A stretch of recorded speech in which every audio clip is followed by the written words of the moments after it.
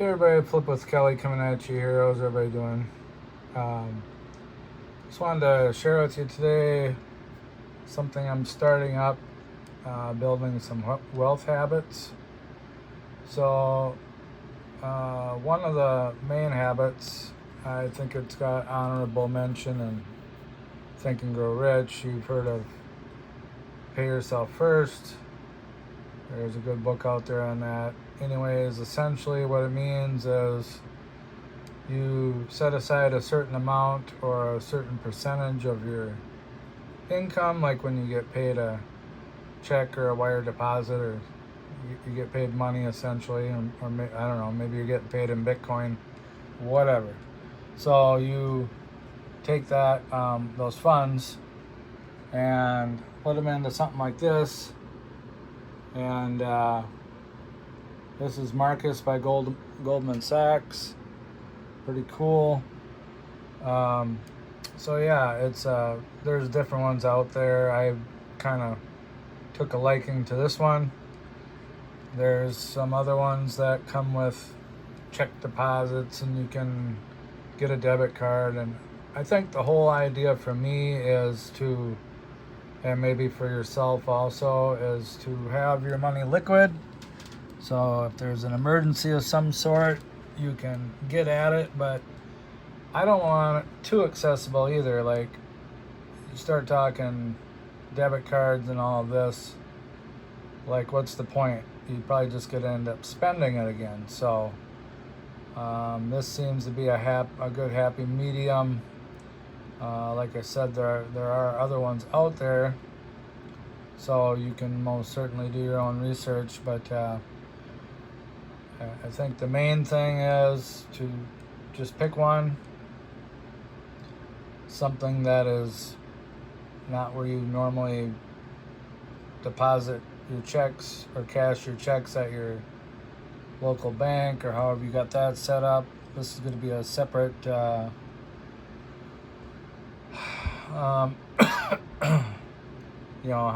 yield savings account essentially.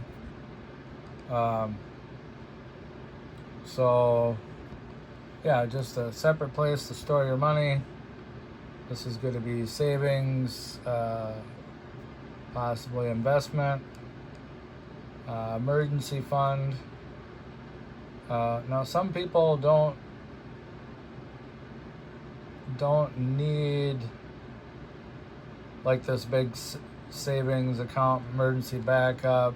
They don't need that security, that feeling of security, whereas some people do. So kind of know thyself also. I mean, I don't think it would hurt to have some money on hand, because life sometimes throws you a curveball, right? You can have a vehicle go out on you, or this or that could happen, but those of you who feel like you need that security so you just have that peace of mind, start with a couple $1,000s. Get it built up to a couple $1,000s. That way, if your refrigerator goes bad on you, or you gotta replace your vehicle, you can maybe get one on the cheap, some winter beater to limp you by until you can save up, get a nice one.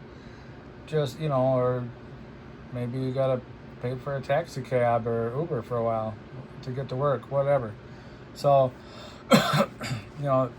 depending on how much security you feel you need, you gotta have a month or two. And for some of you guys out there that need that extra security, you might want 3 to 6 months, or however many months, right? You could be laid off, or you could break your leg. Maybe you got a physical job, or if you got a broken leg, it's going to make it difficult or impossible to do your job. Then you gotta,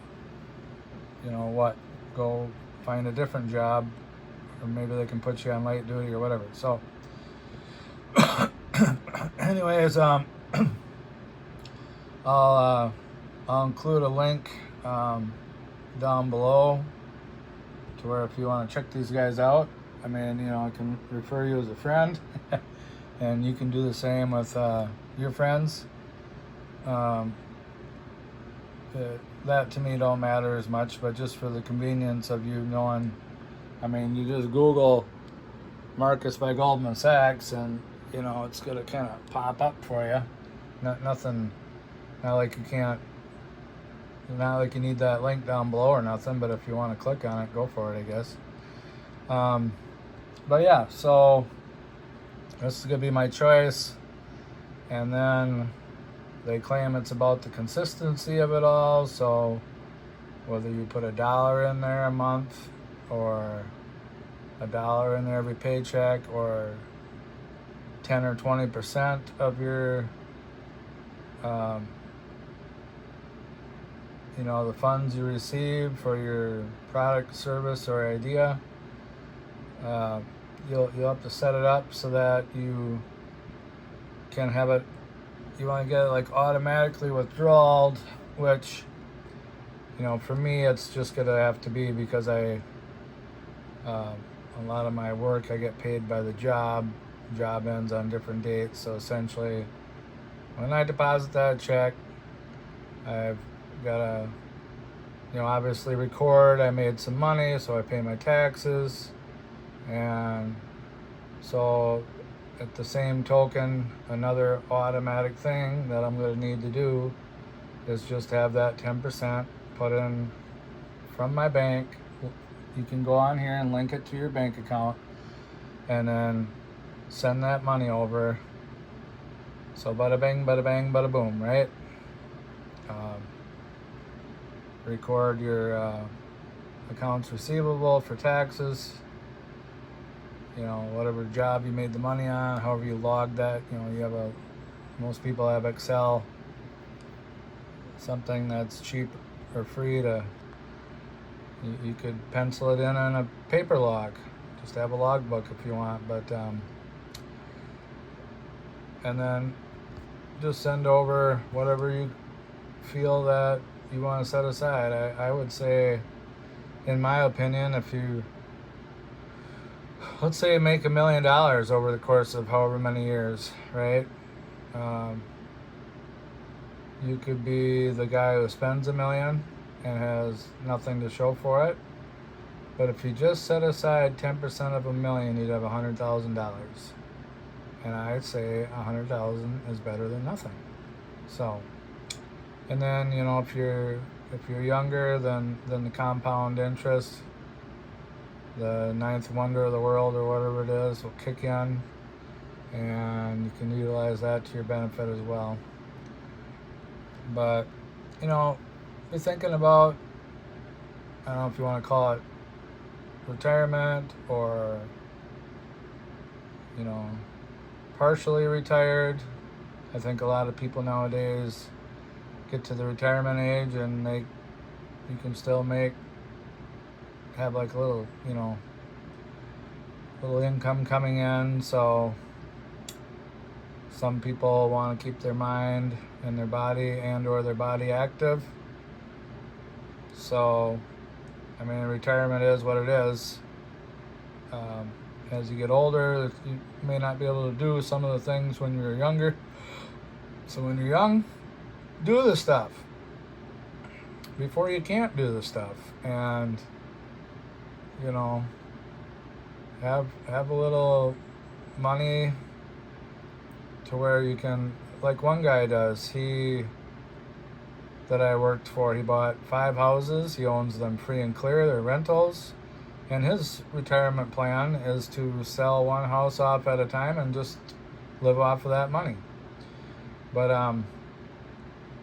so yeah, you can put this money aside in your savings, and then maybe take another 5 or 10%, and that's your investing money. Set it up however you want. Make sure it's automated. That way you're paying yourself first, and then then you can have your your different accounts set up. You're gonna need an account for your expenses, and an account for your saving, probably an account for your investing if you're smart. But yeah, get some money set aside, and you might as well have it be making some interest for you. Don't just leave it sit in your bank, and don't go out and just spend it all. Just, this is wealth habit number 1. Go to Marcus by Goldman Sachs or another one of your choosing, and start taking 10%, or maybe you only want to do 5%. Choose your percentage or your dollar amount. You could just say, hey, I'm going to take $50 or maybe $100 a month, and just throw it in there. Make sure it gets in there. Yeah, it might take some automation before you decide to spend it. Put it in there. It might take a little discipline. Maybe you can't spend all your money on something that's not a necessity. Maybe you got to take $50 out of that paycheck. Just pretend it wasn't there and put it in your savings account. And if it's just done automatically, then you don't need the willpower, because that only goes so far, right? So, and why are you going to do this? Are you going to have some reassurance that in case something goes sideways on you, you don't have to go to mommy and daddy and ask for an allowance or bail me out type of thing. You got to become self-sufficient. Mommy and daddy aren't going to be around forever.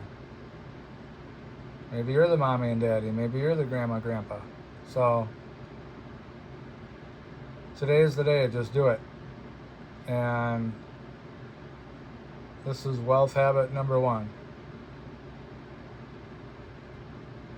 And some of you will save some, invest some, and you can do tithing also. So whatever you want to do. Split it up into thirds if you want. But let's get started with this first, huh? Alright, so let's flip a Kelly Pony value in this. Smash like button and subscribe. And have a great rest of your weekend. Kelly out.